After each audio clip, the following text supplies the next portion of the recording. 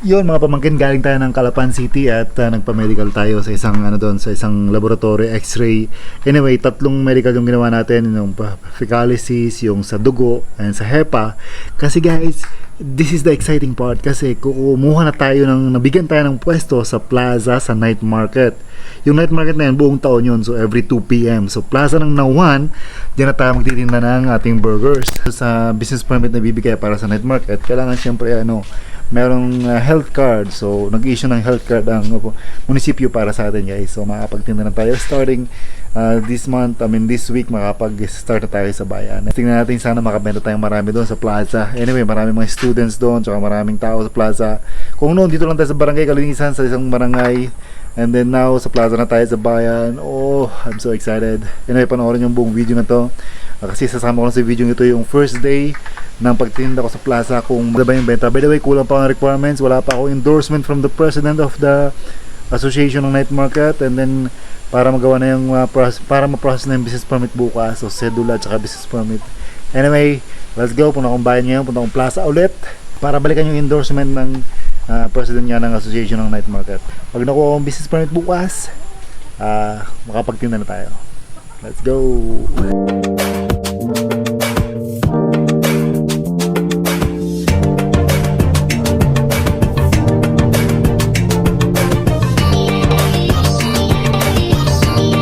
So mga pamangkin, dito yung magiging pwesto ko bukas. Hopefully pag natapos na yung yung papers natin, business permit. So ito yung plaza, yung pailaw na, which is tatanggalin na kasi half of January na. Then ito yung night market, yung street mismo sa tabi ng plaza.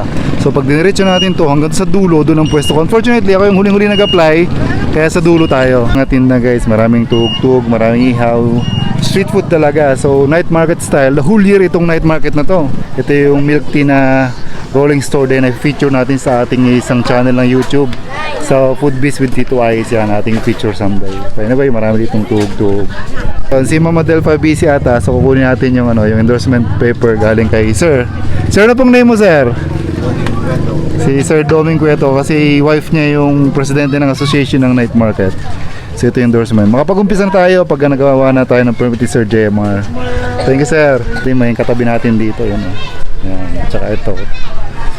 So ito si Mama, may katabi natin sa ating pagtitinda, si Ma'am yan, tsaka si Sir. Sila yung parisan dito sa plaza, which is sa morning nasa palengke sila ng Nauhan, and then sa gabi dito sila sa night market ng plaza ng Nauhan.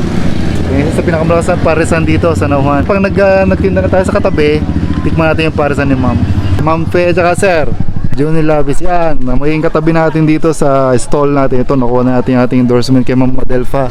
Nandun yung buong street, dito tayo pupwesto. So hopefully makabenta tayo ng maganda bukas. So, nasa may waiting shed sa corner ng plaza ng Nauhan. Magiging katapat natin ito. Yan, dito pa rin tayo sa plaza ng Nauhan, which is di pa tinatanggal nga yung pailaw. Maganda pa rin. Anyway, let's go home. Bukas, see you. Yun, good morning mga pamangkin. Today ayusin natin ang business permit natin. Finally, punta tayong munisipyo. Sana makuha natin yung permit para makapag-umpisa na tayo. Let's go!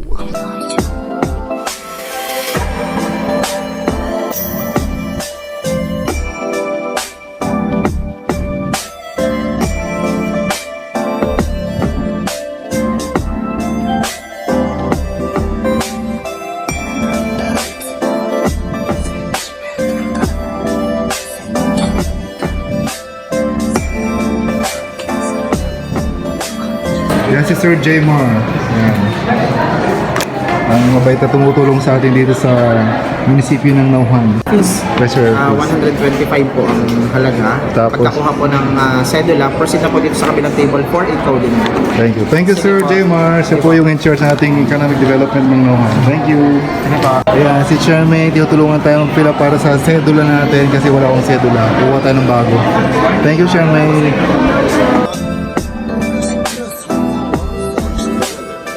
Yun mga pamangkin, naglalakad ako ng business permit dito sa munisipyo ng Nauhan, and fortunately, nakasalubong ko ang isa sa pinaka-approachable na public servant ng Nauhan, si Sir Dan Melgar. Hindi naman lingid sa kalaman natin na tatakbong Vice Mayor si Sir Dan. Ito, pagpapatunay ko, bagong balik ko lang sa Nauhan. Sir, bati ka muna sa ating mga followers. Good morning. Anong oras na ba? Good morning Yan po. sa iyong mga followers. Yo, Sir Dan pala, currently budget secretary ng Nauhan. Resign na ba, sir? Hindi pa? Yes, resign na. Resign na kasi siyempre tatakbo nga.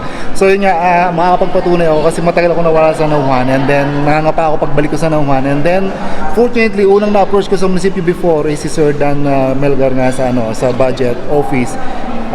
Yun, hindi ito what you call it, walang exaggeration, napaka-approachable. Siya lang yung public servant na makikita mo lagi nakangiti kahit hindi pa nung siya tatakbo. Nakakilala ko to kahit hindi pa nung siya nagbabalak tumakbo. By the way sir, good luck po. Mga Thank you, kaibigan, thank you. huwag natin kalimutan na Dan Melgar para sa, alam niyo na, sa susunod na election.